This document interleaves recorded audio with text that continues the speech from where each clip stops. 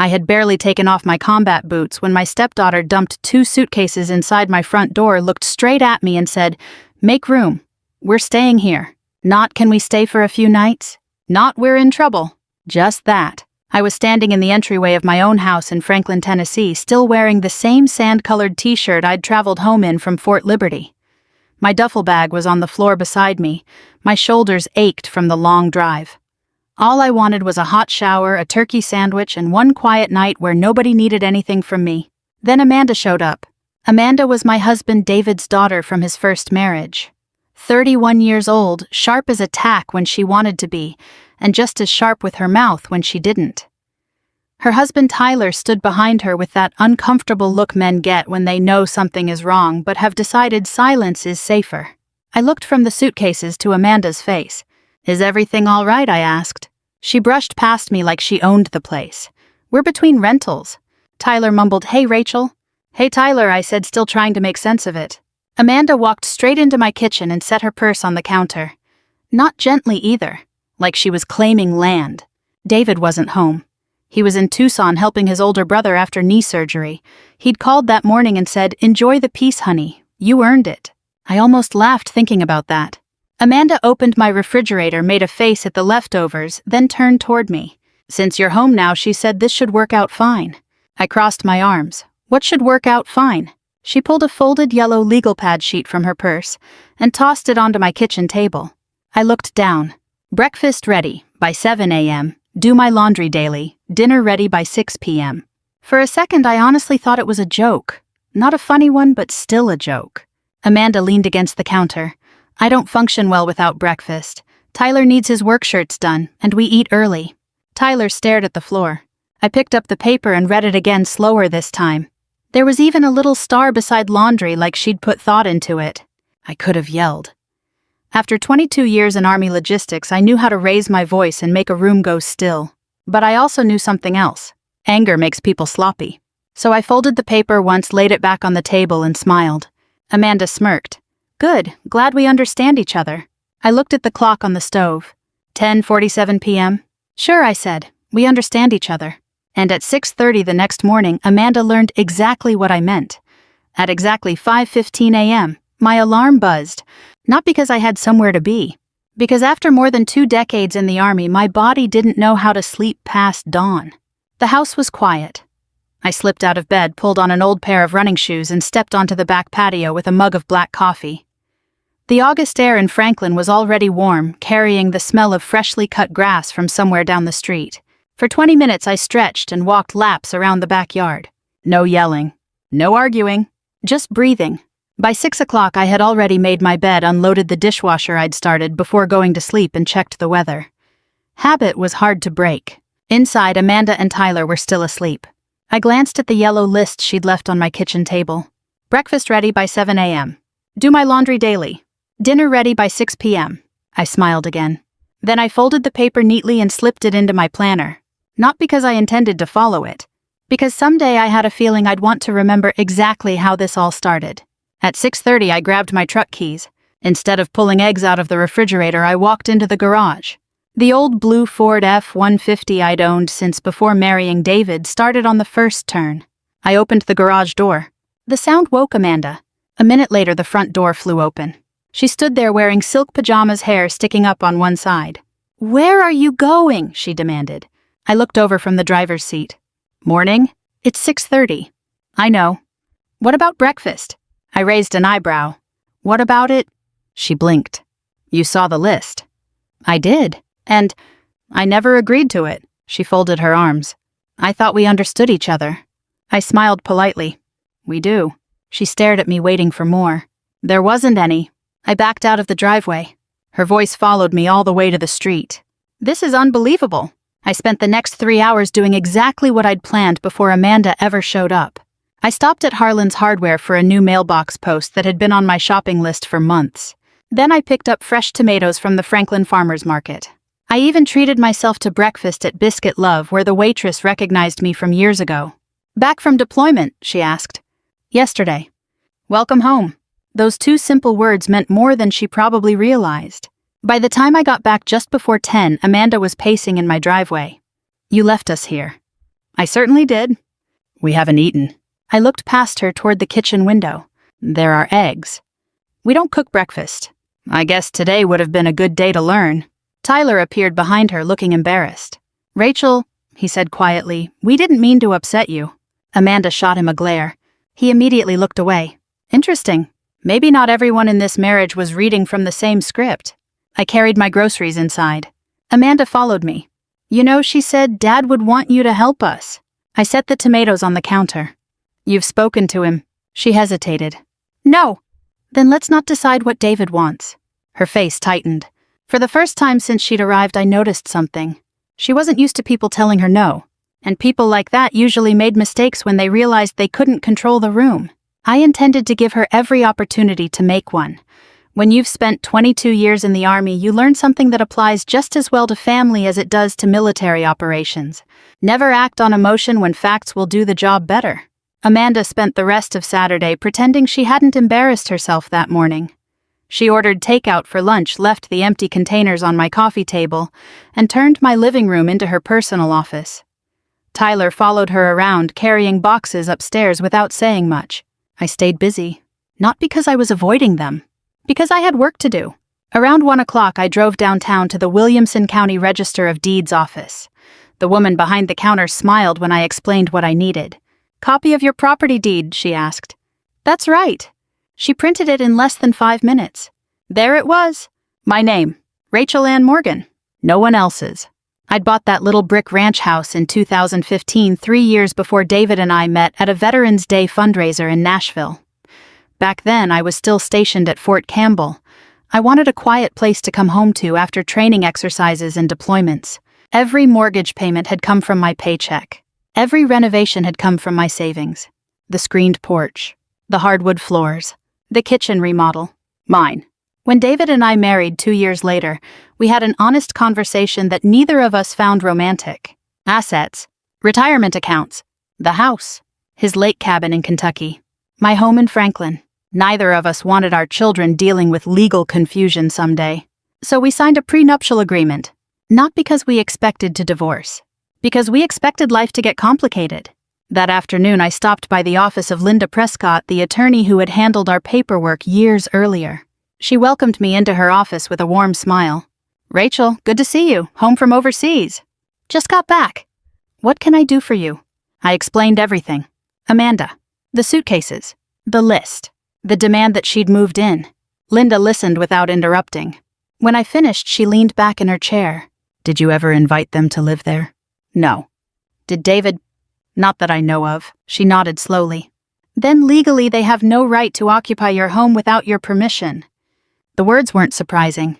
Still hearing them out loud settled something inside me. I wasn't being unreasonable. I wasn't overreacting. I was protecting my own home. Linda slid a business card across the desk. If this gets ugly, and I suspect it might call me before you do anything emotional. I laughed softly. I spent most of my adult life in the Army. Exactly, she said with a grin. Military people are usually calm, right up until they aren't. On the drive home, I thought about David. He'd always tried to keep peace between Amanda and me. Sometimes too hard. He'd excuse her behavior by saying she'd had a difficult childhood after his divorce. And she had. I understood that. But difficult childhoods don't give grown adults permission to mistreat people, especially not someone opening their home to them. When I pulled into my driveway, I nearly backed right back out. Amanda had invited company. 3 SUVs lined the curb. Laughter drifted from my backyard. Music played through the Bluetooth speaker I'd bought last Christmas. Someone was grilling burgers on my patio. I stood there for a long moment with my hand still on the steering wheel. No one had asked. No one had called. No one had even considered whether I'd be okay with strangers filling the house I'd worked half my life to own. I walked inside carrying the folder that held my deed. Amanda looked up from the kitchen island. Oh, good, she said cheerfully. Can you grab more ice? We ran out. I looked at her, then at the guests laughing outside, then down at the folder in my hands. She had no idea what I'd spent my afternoon doing. And for the first time since she'd arrived, I realized I no longer felt angry. I felt prepared. By Sunday morning, Amanda had settled into my house like she'd been living there for years. She left cabinet doors hanging open. Coffee mugs sat wherever she finished them. Shopping bags covered my dining room chairs.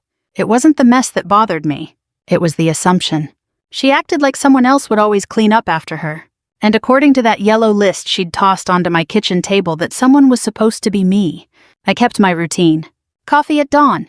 A walk around the neighborhood. A quick stop at Kroger for groceries I actually planned to eat.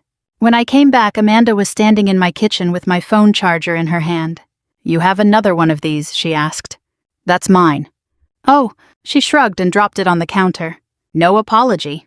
Just another little reminder that nothing in the house seemed off limits anymore. Tyler was sitting at the breakfast bar with his laptop open. "Morning," he said. "Morning." He looked tired. More than tired. Like he hadn't slept well. Amanda walked in carrying a laundry basket overflowing with clothes. Without saying a word, she dropped it beside my feet. "There you go." I looked down. Women's clothes. Tyler's work shirts. Towels. Even socks. I looked back up. "There I go. What?" "My laundry." She smiled as though she were explaining something obvious to a child. I figured today was a good day. For a moment, neither of us spoke. Tyler slowly closed his laptop. "Amanda?" "What?" "I don't think—" She cut him off. "Tyler, don't start." Then she looked back at me. "You've been in the army forever. You're organized. You probably enjoy this kind of stuff." I almost laughed. 22 years of coordinating supply convoys, emergency deliveries, and overseas logistics. Reduced to doing someone else's laundry because I supposedly liked being organized. I gently nudged the basket aside with my foot. "I don't do laundry that doesn't belong to me." Her smile disappeared. "What did you say?" "You heard me." "I thought we had an understanding." "No, we're family." I nodded. "We are. So families help each other." "They do." She folded her arms. "So help." I picked up my grocery bags instead. "I already am." She frowned. "I've given you a roof over your head for 2 days." That landed harder than I expected. Amanda's cheeks turned red. "You make it sound like we're freeloaders." "I didn't say that." "You didn't have to." She stormed upstairs, slamming the bedroom door hard enough to rattle a picture frame in the hallway. Tyler stayed behind. He rubbed the back of his neck. "I'm sorry." "You don't owe me an apology." "I know." He looked toward the stairs before lowering his voice. "We got into some financial trouble." I figured. "We lost the apartment." I nodded but didn't press him. He seemed relieved just to say that much. Before he followed Amanda upstairs, he stopped. "Rachel." "Yeah." "She told me your husband wanted us here." I met his eyes. "He never asked me." Tyler didn't answer. He didn't need to. The look on his face told me he'd just realized something wasn't adding up. Later that afternoon, I sat on the back porch with a notebook. Not to write a revenge plan. Just facts. Dates. Conversations. Who said what? Years in the army had taught me that memories fade. Records don't. As I wrote, laughter floated through the open kitchen window. Amanda was on the phone. "She'll come around," she was saying. "She's got nowhere else to go." I stopped writing. My own house. And she thought I was the one with nowhere else to go. For the first time, I began to wonder if Amanda truly believed the stories she was telling, or if she'd been telling them for so long that she'd convinced herself they were true. Either way, I had a feeling the truth wouldn't stay hidden much longer. Monday morning started with a phone call from David. I was sitting on the back porch watching a pair of cardinals hop across the fence while my coffee cooled beside me. "Morning, sweetheart," he said. "Morning." "Everything okay?" I hesitated. That pause was all he needed. "Rachel." I took a slow breath. "Amanda and Tyler moved into the house." Silence. Then, "They what?" "They showed up Friday night with 2 suitcases. He sighed. "I was afraid something like this might happen." That sentence caught me off guard. "You knew—" "I knew Amanda was having money problems." "You forgot to mention she planned to move into my house. I didn't know she'd actually do it." I looked out across the backyard. The vegetable garden I'd spent years building suddenly felt farther away than ever. "David," I said quietly. She handed me a list telling me to cook for her and do her laundry. Another long silence. "I'll talk to her." "I think you need to." He sounded exhausted. "You know how Amanda gets—" I almost laughed. "No, David, I know how Amanda behaves." There was a difference. One sounded unavoidable. The other sounded like a choice. "I don't want this turning into a family war," he finally said. "Neither do I." "Can everyone just get along until I get home?" That was it. No outrage. No apology. "No, Rachel, that's unacceptable. Just keep the peace." I ended the call a few minutes later, but his words stayed with me all day. For years, David had been trying to smooth things over whenever Amanda crossed a line. He loved his daughter. I understood that. If I had a child, I'd probably fight for them too. But somewhere along the way, protecting Amanda's feelings had become more important than confronting her behavior. And now I was paying the price. Around lunchtime, I drove to Publix for groceries. Franklin isn't a big town. You run into people you know. As I reached for a loaf of bread, Mrs. Harper from 2 streets over smiled at me. Rachel. Hi, Susan. I heard you've got family staying with you. I looked up. I do, she laughed. Amanda said you were happy to have them move in. She said it's nice having a full house again. For a second, I couldn't speak. So that's what she'd been telling people. Not that she'd invited herself. Not that she'd walked in without permission. She'd rewritten the story. I forced a smile. Well, that's one version. Susan tilted her head, sensing something wasn't right. Before she could ask another question, I changed the subject. On the drive home, my stomach tightened. Amanda wasn't just making herself comfortable. She was building a narrative. If enough neighbors believed she'd been invited, then when the truth finally came out, I'd look like the unreasonable one. That afternoon, another surprise waited for me. A delivery truck was parked in front of my house. 2 men were carrying expensive patio furniture into my backyard. I walked over. Can I help you? One of them checked his clipboard. Delivery for Amanda Carter. I own this house. He looked confused. She said this was her residence. Amanda stepped onto the porch. They're with me. I looked at the receipt in the driver's hand. Nearly $3,000. Furniture for a backyard she didn't own. She smiled at me like she'd won something. Family needs room to entertain. I simply nodded. Then I noticed something. The delivery paperwork listed my home address. But Amanda had signed as the homeowner. I didn't say a word. I just memorized the company name. Because once again, Amanda had left another paper trail. And paper trails have a funny way of telling the truth when people won't. By Tuesday morning, I had stopped hoping Amanda would suddenly realize how far she'd crossed the line. People usually don't wake up one day and become entitled. They practice it. They get away with it. And after enough years, they begin to believe everyone else is the problem. I wasn't interested in changing Amanda. I was interested in protecting my home. At 8:30 that morning, I met Linda Prescott at her office again. She already had a folder waiting on her desk. Everything you've told me checks out, she said.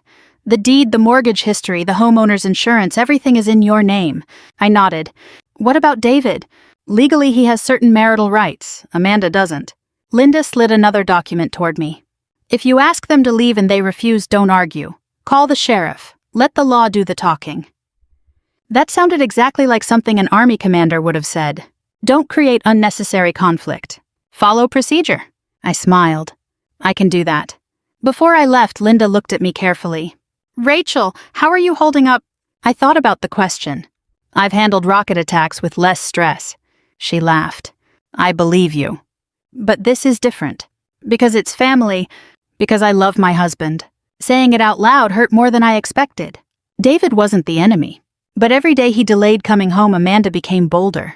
And I couldn't ignore that forever.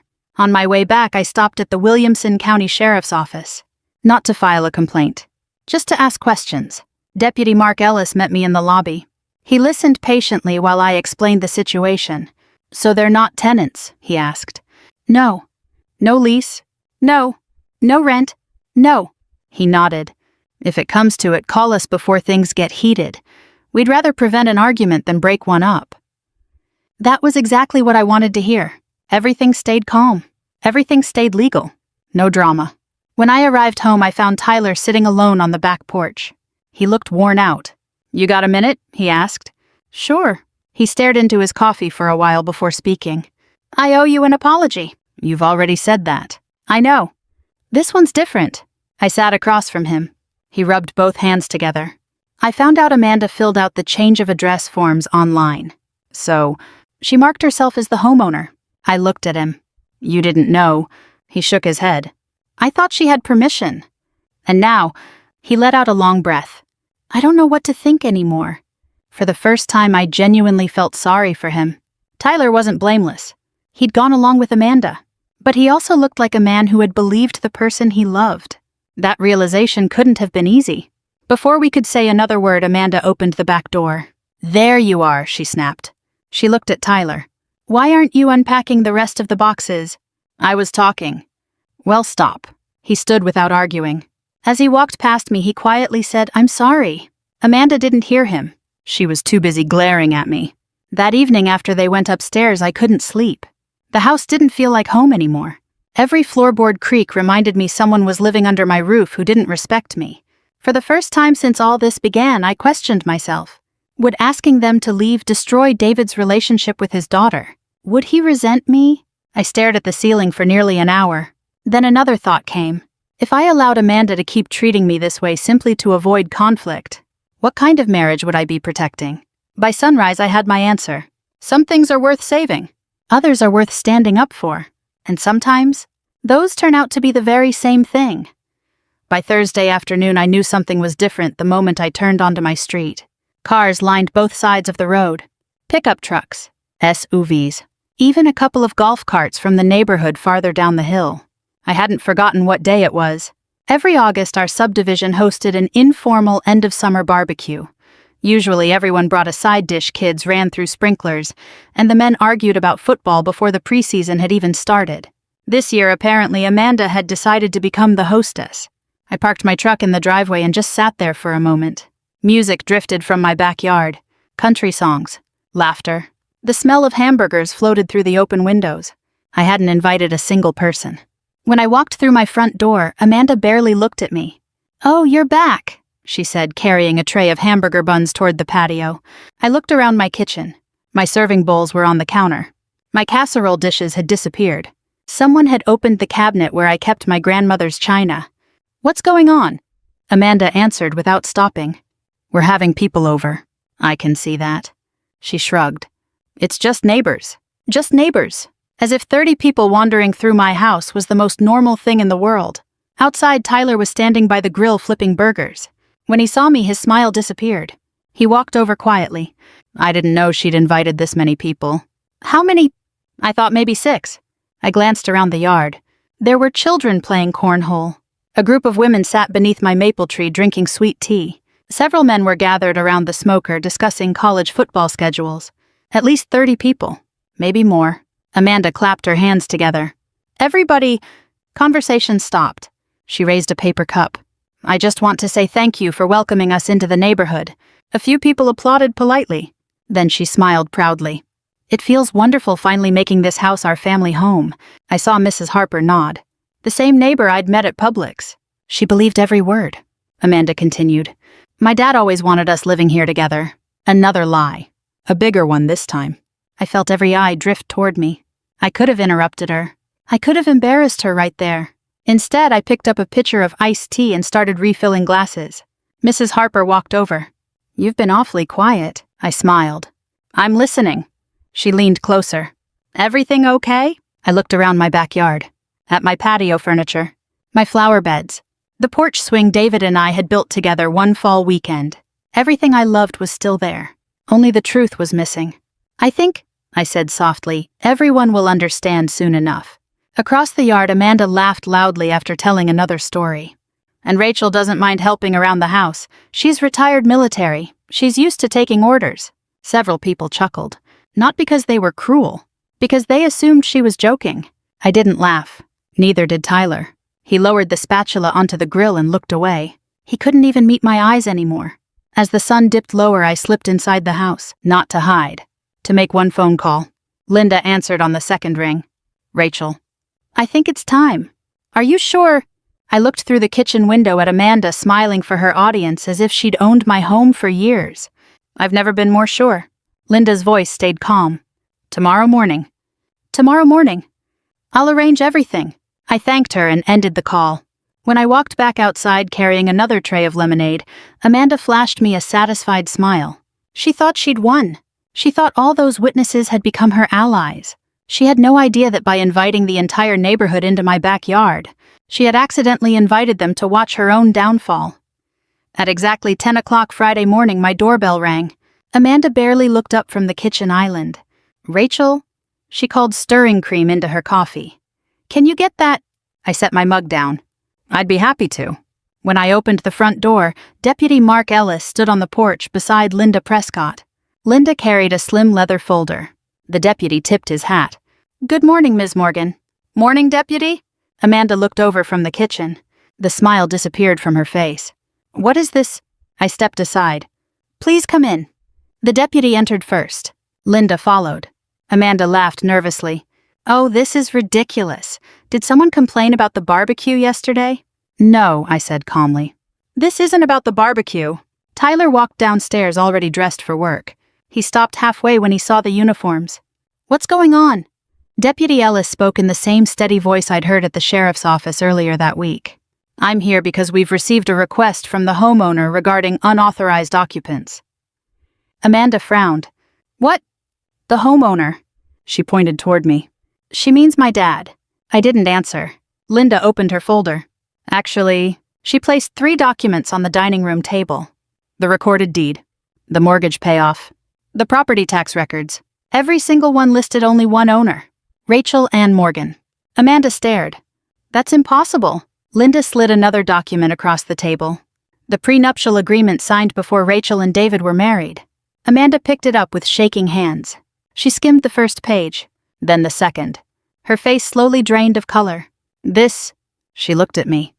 Dad never told me, I answered quietly. It wasn't his story to tell. Tyler stepped closer. Rachel bought this house 3 years before David and I met. He looked at Amanda. You said your dad owned it. Amanda swallowed. He does. No, Linda replied gently. He has marital rights as Rachel's husband. But ownership has never changed. The room became very quiet. The refrigerator hummed. Somewhere outside, a lawnmower started across the street. Amanda looked at Deputy Ellis. So what now? He folded his hands. Ms. Morgan has formally withdrawn permission for you to remain in her home. Amanda's eyes widened. You can't be serious. I am. You can't throw family out. I finally spoke. I didn't. You walked in. She looked at Tyler. Say something. Tyler didn't move. He was staring at the documents. I asked you, he said quietly, if your dad owned this place. Amanda didn't answer. You told me yes. Still nothing. You said Rachel wanted us here. Silence. His shoulders dropped. You lied to me. Amanda reached toward him. I was trying to protect us. No. His voice stayed calm. You were protecting yourself. She turned back toward me. So this is your revenge. I shook my head. No. This is called setting a boundary. Linda looked at Amanda. We'd like this resolved peacefully. Deputy Ellis nodded. If you cooperate, nobody has to leave upset. Amanda laughed bitterly. Too late. She stormed upstairs. A few seconds later, we heard drawers slamming, closet doors banging. Tyler remained standing in the living room. I'm sorry, he said again. This time I believed him. He wasn't apologizing because things had gone wrong. He was apologizing because he'd finally learned the truth. As I watched him slowly climb the stairs to pack his own suitcase, I realized something. The hardest part wasn't asking them to leave. The hardest part had been accepting that they never truly respected me while they were here. Outside my front window, 2 neighbors slowed their morning walk. They glanced toward the sheriff's vehicle parked in my driveway. By lunchtime, the entire neighborhood would know what had really happened. And this time, they'd be hearing the truth. Amanda came downstairs dragging one suitcase behind her. The other one was still upstairs. Her eyes were red, but she wasn't crying. She was furious.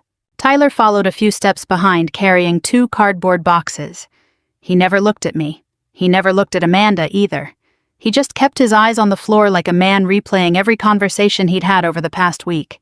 Deputy Ellis remained near the front door. No raised voice. No threats. Just a calm presence. Amanda stopped in the middle of my living room. I'm not leaving. Deputy Ellis spoke evenly. Ma'am, I'd rather not make this difficult. She ignored him and turned to me. You planned this. I nodded once. I prepared for it. You embarrassed me. I took a slow breath. No, Amanda. You embarrassed yourself. For a moment I saw the little girl David used to describe. The child who hated hearing the word no. The teenager who always blamed someone else when things fell apart. Only now she was 31 years old, standing in another person's house, refusing to accept responsibility. She pointed a finger at me. You've always wanted Dad to choose you over me. That one hurt. Not because it was true, because I knew she believed it. I never asked your father to choose. I kept my voice calm. I only asked you to respect my home. She laughed bitterly. This isn't about a house. No, it never was. Tyler finally spoke. It was about honesty. Amanda spun toward him. Don't start. I'm finishing. His voice surprised all of us. It was steady. I asked you 3 times whether your dad owned this place. She crossed her arms. So, you lied every single time. I did what I had to do. No. He shook his head. You did what you wanted to do. Silence settled over the room. Then David called. My phone buzzed on the kitchen counter. His name lit up the screen. I answered. Hi. Rachel, Linda called me. She thought you should know. He sighed deeply. I booked the first flight home. You don't have to. I should have been there.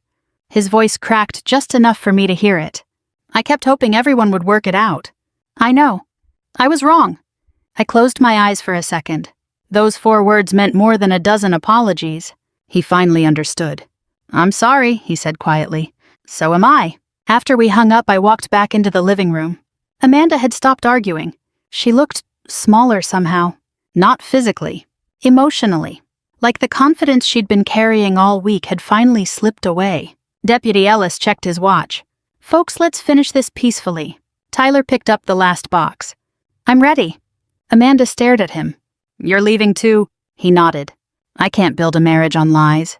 She opened her mouth but couldn't find the words. Outside, several neighbors were watering flowers or walking dogs. Nobody was pretending not to watch anymore. Mrs. Harper stood across the street with her husband. When our eyes met, she gave me the smallest nod. Not smug.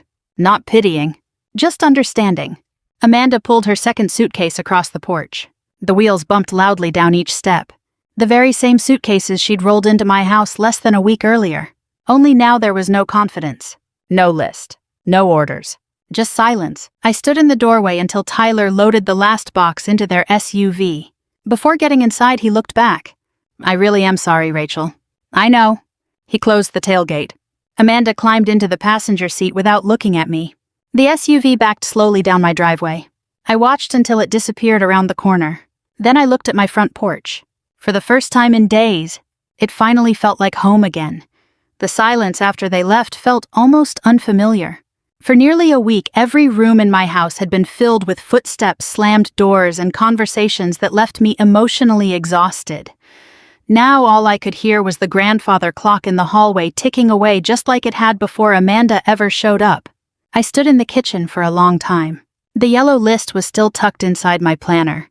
I pulled it out and looked at it one last time. Breakfast ready by 7 a.m. Do my laundry daily. Dinner ready by 6 p.m. I smiled, then quietly fed it through the paper shredder beside my desk. Some things aren't worth keeping. The following afternoon, David came home. His rental car pulled into the driveway just after 3. When he walked through the front door, he looked older than when he'd left Arizona. He dropped his overnight bag, walked straight over, and wrapped me in a hug. I'm so sorry, he whispered. Neither of us spoke for a minute. Sometimes silence says everything. Finally, he stepped back. I should have listened. You did? I said gently. It just took a little longer than I hoped. He nodded. I kept thinking if I stayed neutral, everything would work itself out. It rarely does. No. He looked around the living room. I asked you to keep the peace. You did. I was asking the wrong person. That was the moment I knew we were going to be all right. Not because everything had been fixed. Because he was finally willing to face the truth instead of avoiding it. Over the next few weeks, life slowly settled back into its old rhythm. We repainted the guest bedroom together. David repaired the porch swing we'd built years earlier. I replanted the flowers Amanda had neglected during that chaotic week. One Saturday morning while I was trimming the roses, the mail carrier handed me a small envelope. No return address. Inside was a single folded sheet of paper. It was from Amanda. The handwriting was unmistakable. Rachel, I don't expect you to forgive me. Looking back, I realize I blamed you for things that were never your fault. I should never have walked into your home the way I did. I'm sorry. Amanda. I read it twice. Then I folded it carefully and placed it inside the kitchen drawer where I kept family letters. David looked at me. What are you going to do? I don't know. You don't have to answer today. I know. Forgiveness doesn't happen on a schedule. Neither does healing. A month later, Amanda called. For the first time since I'd known her, she didn't make demands. She simply asked if we could have lunch someday. I told her yes, not because everything was forgotten. Because every relationship deserves at least one honest conversation. Whether it would change anything, I couldn't say. But I was willing to try. Looking back now, people sometimes ask if I regret standing my ground. The answer is no. Serving in the army taught me how to solve problems under pressure, but this experience taught me something even more valuable. The hardest battles aren't always fought in uniform. Sometimes they're fought around your own kitchen table with the people you love most. If this story reminded you that kindness doesn't mean giving up your boundaries, I hope you'll carry that thought with you. And if you've ever had to protect your peace, I'd love to hear your story too. Thank you for spending this time with me. The end.